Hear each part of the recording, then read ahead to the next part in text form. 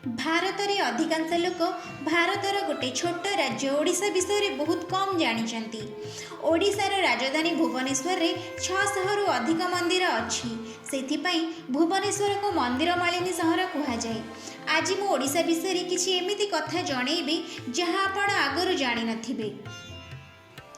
ओडिशा रे अवस्थित पुरी मंदिर भारत रे जनाशुना मंदिर मानक मध्यरु अन्यतम। एठिको प्रतिवर्ष लक्ष लक्ष लोक भ्रमण करने को आसी थांती।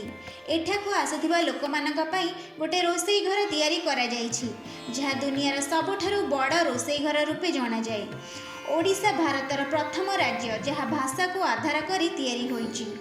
एहा इंग्रेज मानक द्वारा 1936 मसीहारे होइथिला।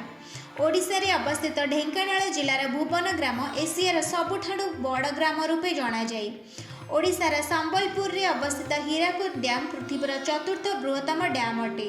ओडिशा रे अवस्थित चिलिका हृद पृथ्वीर सबुठारु बड़ लुणिया पानी हृद अटे।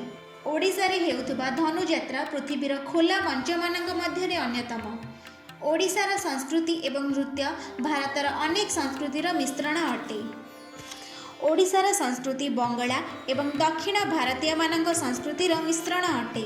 ओडिशार मातृभाषा हेउछि ओडिया, किंतु एठारे कोल्ह, सांताला और सौरांग भली अनेक जनजाति रहुचंती।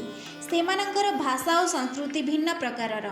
ओडिशा रे अवस्थित धामरा बंदर भारतर सबुठारु गभीर बंदर मानक मध्यरे अन्यतम।